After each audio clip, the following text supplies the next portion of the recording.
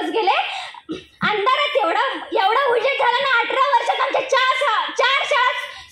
4 वर्षात 18 शाळा सुरू झाल्या आणि त्या चालल्या सुद्धा. पुढं बालहत्या, सनातनांचा विरोध. बाईला घरातून न पडून देणार यावर विरोध करण्यात आला. आनंद फक्त एवढाच होता हो, घरातली आईबाई शिकत होती म्हणून म्हणते, विद्येविना मती गेली, मतीविना नीती गेली, नीतीविना गती गेली, ना गतीविना शूद्र हरपले. एवढे अनर्थ एकाच विद्येने केले बघा. म्हणून म्हणते, पुरींना शिकवा, पुरींना विचार द्या, कारण शिक्षणाने मनुष्यत्व निर्माण होते आणि पुरुषत्व घडते. बरं येते हा, लक्षात असले बरं का. धन्यवाद. भारत माँ को प्रणाम करती हूँ और मेरी आज़ादी की यादें आपके समक्ष प्रकट करती हूँ. मैं दुर्गावती देवी, भगवती चरण बोहरा की पत्नी. मेरे पति को आज़ादी का भूत सवार था और उनके साथ साथ मुझे भी. हम भारत को इस अंग्रेजों की दास्ता से देश को मुक्त कराना चाहते थे. हमारे एसोसिएशन का एक ही उद्देश्य था, भारत को यानी कि अपने देश को एक समाजवादी देश बनाना. और हमने ठान ली, जिसकी लाठी उसका सर. मुझे याद है जब से ये ब्रिटिश लोग देश में आए हैं, जीने की होश, न जीने का होश है, न कुछ आगे कुछ रास्ता दिखाई दे रहा है. कुछ समझ नहीं आ रहा था. इन ब्रिटिशों का विरोध करते करते हम अपने साथियों को एक एक करके खो रहे थे. एक एक क्रांतिकारी, एक एक समाज सुधारक शहीद हो रहे थे, अपनी जान मिट्टी में गंवा रहे थे. करे तो करे क्या? सवाल अनगिनत थे, लेकिन जवाब में हम सब चुप. कुछ समझ नहीं आ रहा था क्या करें. इसीलिए हमने ब्रिटिश अफसर स्कॉट का वध कर दिया और उसके प्रमुख थे भगत सिंह. लेकिन क्या उन्हें भी फांसी हो गई. उसके बाद मेरे पति गए. कैसे गए? बम बनाने का हमारा मिशन था. बम का टेस्ट करते वक्त बम फटने से वो मर गए. लाला जी वो भी मारे गए. कैसे? साइमन कमीशन आया था 1928 में, उसमें वो मर गए लाठीचार्ज के कारण. क्या हुआ? मैं अकेली पड़ गई. करे तो करे क्या? मेरा अपना तो अब कोई रहा ही नहीं था. बिल्कुल अकेली पड़ गई थी मैं. मेरी चिंता सता रही थी, मन में एक डर था. एक एक करके मैं अपने साथियों को शहीद होते देखते रही थी. वो भी तो किसी माँ के बेटे थे, किसी युवक के आदर्श थे, किसी बेटे के पिता थे, किसी की प्रेरणा थे. और इसीलिए इन सब घटनाओं का बदला लेने के लिए राष्ट्रप्रेम मन में लेकर राष्ट्र का अपमान देने के लिए मैं बॉम्बे सेंट्रल पहुंच गई और वहां पर लॉर्ड हेली को मार दिया. मन में क्रांति की आग जो उभ रही थी, लेकिन उसका भी कुछ पुलिस मुझे चैन से जीने नहीं दे रही थी. यहां जाती हूं, वहां जाती हूं, अपनी जान बचाकर. मेरी और मेरे बेटे की भविष्य की चिंता मुझे सता रही थी. और इसके लिए मुझे क्रांति को चुनना नहीं निभा पा रही. मैंने क्रांति का पद चुना और मेरे बेटे सची को सुरक्षित हाथों में पहुंचा दिया और मैं चली क्रांति के पद पर. खुद को सरेंडर कर दिया. 3 साल तक कारावास में थी. बुढ़ापे तक सर हिलाने से जीने से अच्छा है जवानी में ही शहादत पाई जाए. मैंने पूरी कोशिश की थी, लेकिन शहादत मेरे नसीब में नहीं थी. जेल से छूटने के बाद मैंने देश के युवा पीढ़ी को आगे बढ़ने के लिए, देश के लिए लड़ने के लिए काबिल बनाया और आज बड़ी प्रसन्नता होती है ये देख के कि आजादी के जो बीज हमने बोए थे आज वो हर हिंदुस्तानी के मन में लहर उठे और गर्व से चिल्ला चिल्ला के कह रहे हैं, भारत माता की वंदे वंदे। जन्म 14 नोव्हेंबर 1949 माझा जन्म 14 नोव्हेंबर 1989ला अलाहाबाद येथे झाला। माझे वडील मोतीलाल नेहरू हे व्यवसायाने वकील होते। माझे उच्च शिक्षण हे इंग्लंडला झाले। शिक्षण घेत असतानाच माझे मन भारत मातेकडे वळायचे।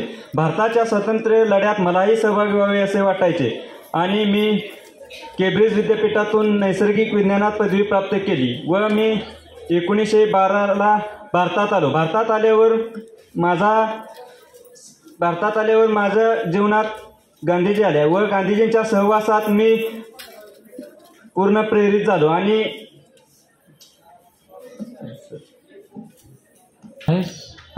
नमस्कार, मैं विजयलक्ष्मी पंडित, भारत के पहली प्रेसिडेंट।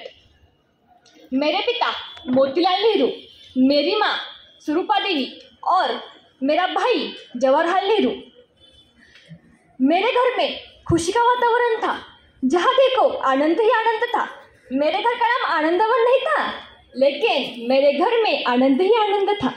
जहाँ देखो आनंद खुशी, क्योंकि मेरे चाचा और उनके बेटे और हम लोग मिलकर 40 लोग थे। घर में इतने लोग होने की वजह से कहीं घर में झगड़ा होता है, लेकिन हम खुश थे।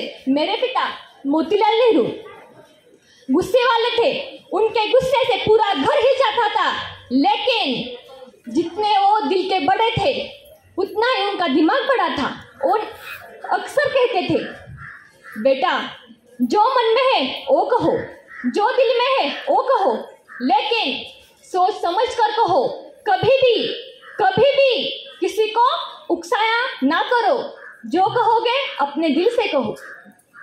मैं घर में रहकर ही अंग्रेजी सीखी, ना किसी शाले में गई थी ना किसी, क्योंकि मेरे पिताजी वकील थे। इसलिए मुझे अंग्रेजी सीखने में कोई दिक्कत ही नहीं हुई। उनकी बाहर कई देशों में लोगों से जान पहचान थी, इसलिए मेरे घर में पैसों की कोई कमी नहीं थी। पैसा बहुत था, पश्चिमी ढंग से चल रहा था हमारा कुटुंब। क्या कहा? क्या मैंने सुना? अंग्रेजों ने हमारे नमक पर कर लगाया है। हम जरूर लड़ेंगे। गांधी जी ने दांडी पर पैर जाने का निर्णय लिया है और हम सब भारतवासी को कहा है कि हम उसमें शामिल हो। मैं जरूर जाऊंगी और मेरा यही है कि आप सब भारतवासियों हमारे साथ चलो। अंग्रेजों को हम बाहर निकालेंगे। हमारा नमक है, तुम कैसे निकाल सकते हो? उस पर कर कैसे डाल सकते हो? एक क्या बात हुई? अंग्रेजों चले जाओ। गांधी जी का नाम सुनते ही मेरे मन में शक्ति पैदा होती है। अपने मन में ही शक्ति ऐसी पैदा होती है कि लड़ने का जुनून पैदा हो जाता है। मैं पंडित जवाहरलाल नेहरू और की बेटी भाई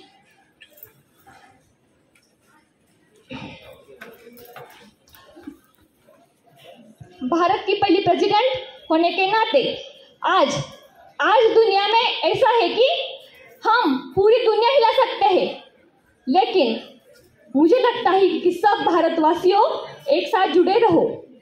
हम अपने भारत को आगे बढ़ाएंगे। जहाँ तक हमें चाहता है वहाँ तक। मैं गांधी जी के साथ यात्रा पर चली गई थी, इसलिए मुझे जेल में डाल दिया था। 9 महीने की जेल मुझे दी गई थी, लेकिन 9 महीनों तक क्या 9 साल तक मुझे जेल में डालो, मैं अपना हौसला टूटने नहीं दूंगी। तो चलो भारतवासियों, हम एक साथ जुड़ेंगे, अपने देश को आगे बढ़ाएंगे। गांधी जी, तुम सबको गांधी जी तो पता है, मुझे अलग समझने का। गांधी जी जब अपने साथ होंगे, लड़ो आगे बढ़ो, लड़ो आगे बढ़ो, जो लड़ेगा जो पिटेगा वही आगे बढ़ेगा। धन्यवाद।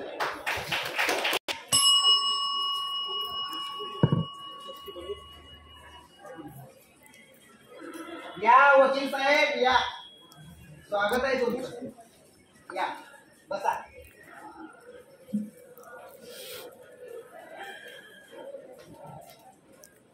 पुस्तक आणलं का? धन्यवाद. चला, कोणीतरी आमच्या मागण्या मान्य करतायत. मगाशी बरकत आला होता, म्हणाला की जेलच्या कैदींच्या सगळ्यांच्या अशा मागण्या आहेत की त्यांना भगतसिंग यांच्या सगळ्या वस्तू पाहिजे. त्याचं कारण असं की त्यांना त्यांच्या नातवंडांना दाखवायचे आणि सांगायचे की आम्ही सुद्धा एकेकाळी भगतसिंग यांच्यासोबत जेलमध्ये होतो. वकील साहेब, मध्यंतरी भीमसेन भेटले होते. भीमसेन सच्चर त्यांनी विचारलं होतं, भगतसिंग तुम्ही आणि तुमच्या साथीदारांनी त्या गटाच्या खटल्यामध्ये स्वतःचा बचाव का केला नाही? त्यांना एवढंच उत्तर दिलं होतं, इन्कलाब यांना मरावं लागतं आणि मेल्यावरच त्यांची मोहीम मजबूत होते. नाकी न्यायालयात खटला दाखल करू. आणि हो, सुभाष बाबूंना आणि नेहरूंना माझ्याकडून धन्यवाद सांगा. त्यांचा जरा जास्त रस होता माझ्या खटल्यामध्ये. असं वकील साहेब, परवा वडील आले होते भेटायला मला जेलमध्ये. जाता जाता जरा त्यांना जास्तच ओरडलो त्यांच्यावर. म्हणलं, खंजीर खूप असला तुम्ही माझ्या पाठीवर. अहो, ज्या सरकारच्या विरोधात मी बंड करतोय त्याच सरकारसमोर तुम्ही गुडघे टेकले. अहो, थोडा तरी स्वाभिमान बाळगायचा होता. आणि माझ्यासारख्या कित्येक मित्रांच्या बापासाठी तुम्ही एक आदर्श आहात, थोडं लक्षात ठेवा.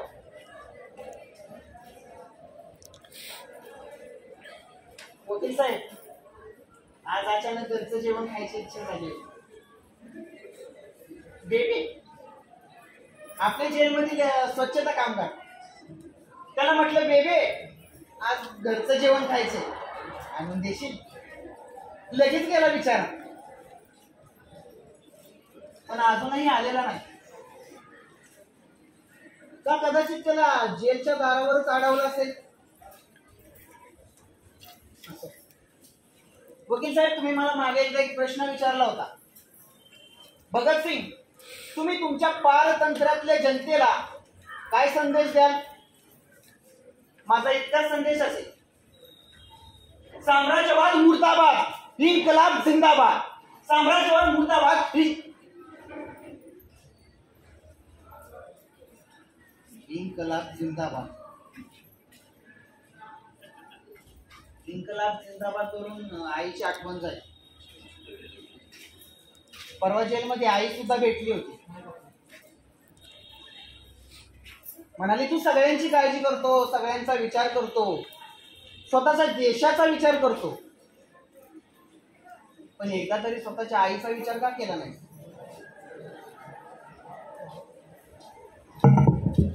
एवढं बोलून रडायला लागली.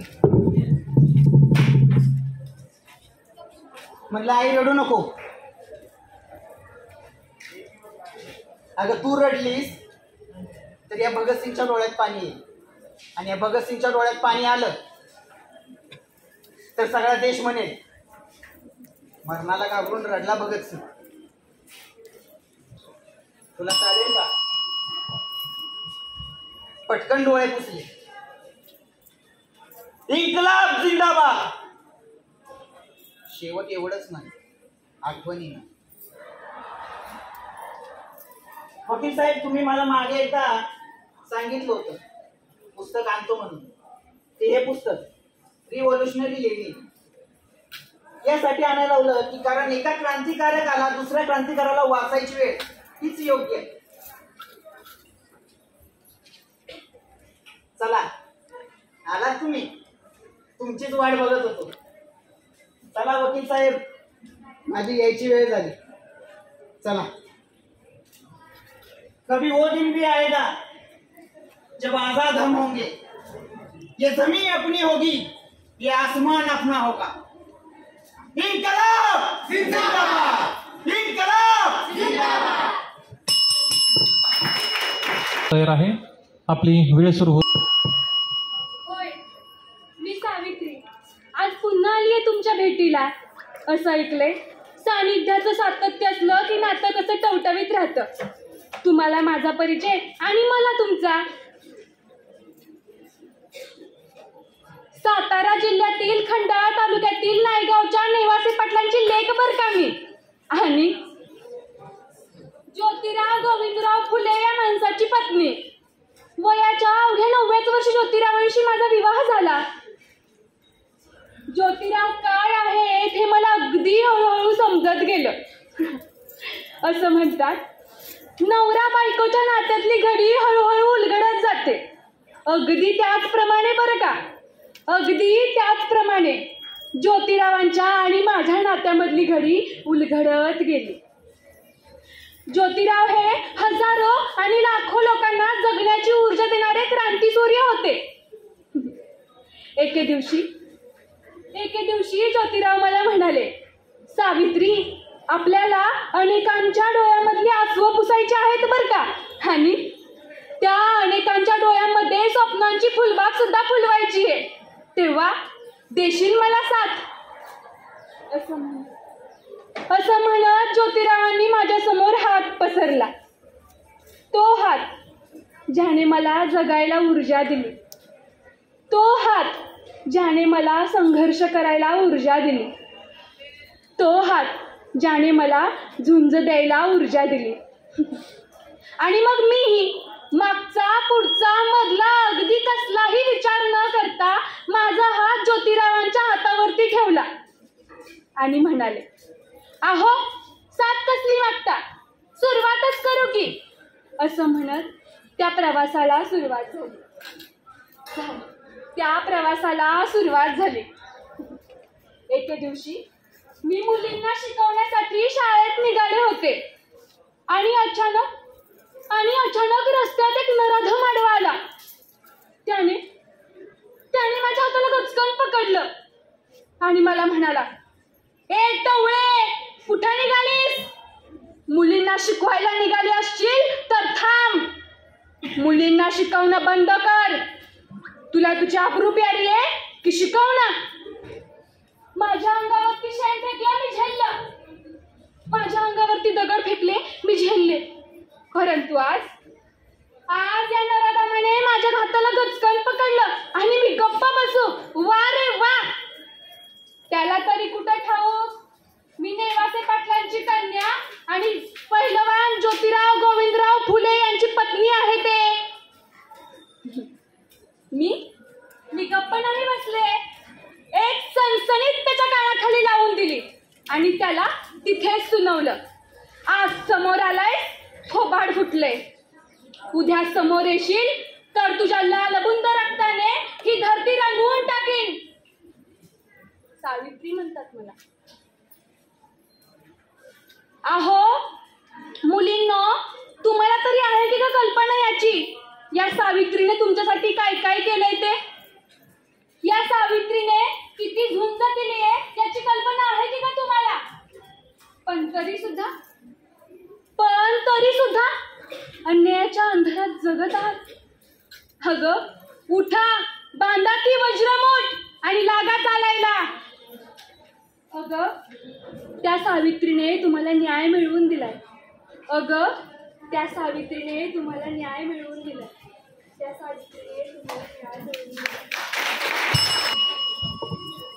ज्ञान नाही, विद्या नाही, बुद्धी असून चालत नाही, तयास मानव म्हणावे का? होय, मी सावित्री, खंडोजी नेवसेंची मुलगी, ज्योतिबारावांची पत्नी आणि आई वडिलांची लाडणी. 9 वर्षाची झाले आणि फुले घराण्यात आले. फुले घराण्यात आल्यापासून माझ्या शिक्षणाचा श्रीगणेशा झाला. ज्यांना मी धनी म्हणायचे त्यांनीच मला शिकवायला सुरुवात केली. माझा हात थरथर कापू लागला. त्या थरथरणाऱ्या हाताला शेठजींनी आधार दिला. त्या थरथरणाऱ्या हाताला शेठजींनी लिहायला शिकवलं. यात मी शेठजींसारखंच बोलायला शिकली आणि शेठजींसारखीच मोठी बुक वाचायला शिकली आणि शेठजींसारखाच मोठा विचार करायला शिकली. शेवटी बाई शिकली की माणसांच्या कपाळावर आट्या पडतातच. बाई शिकली म्हणून माणसं नावं ठेवू लागली. बाई शिकली म्हणून काय बाय बोलू लागली. पण खरा आमचा कसाकीचा दिवस म्हणजे 1848 पुण्यामध्ये भिडेच्या वाड्यात पहिली मुलींसाठी शाळा स्थापन केली. पुणे हादरलं. अनर्थ झाला असं आरडाओरडा करू लागलं. अनर्थ झाला असं आरडाओरडा करू लागलं. पण आमचे शेठजी मात्र मुलं गोळा करण्यात मुलांच्या मायबापांशी बोलत होते. त्यांना शाळेत येण्यासाठी बोलवत होते. शिक्षणाचं महत्त्व पटवून देत होते. पण या समाजाला ते काय पटणारच नव्हतं. आता शाळा झाल्या मग शाळेत शिक्षक नाही ती, मग शाळा चालणार तरी कशा, हा विचार शेठजींच्या मनात आला. मी शेठजींना म्हणलं, शेठजी कसला विचार करताय तुम्ही, मी आहे ना, मी शिकवीन मुलांना असं म्हटले आणि टाकलं पहिलं पाऊल. आता शाळेत जायचं म्हणल्यावर बाहेर पडल्यानंतर रस्त्याने चालणारी लोक काय बाय बोलू लागली. मला म्हणतात कशी, ज्योतिरावांची बायको नव्ह तू, असा डोळीवर पदर घेऊन तुरु चाललीस तरी म्हणायचं कुठं. हे सोपतं का बाईला. माणसं मागून बोलत होती, पुढून बोलत होती, पण माझी पावलं मात्र शाळेच्या दिशेनं वळत होती. माणसं पुढून बोलत होती, मागून बोलत होती, पण माझी पावलं मात्र शाळेच्या दिशेनं वळत होती. मी शाळेत गेल्यानंतर मुलींच्या तोंडाकडे बघून मला हिंमत आली. मुली अशा काय पाठीवर लिहित होत्या जणू काय त्या स्त्री जातीचं भवितव्य. पण विद्यार्थी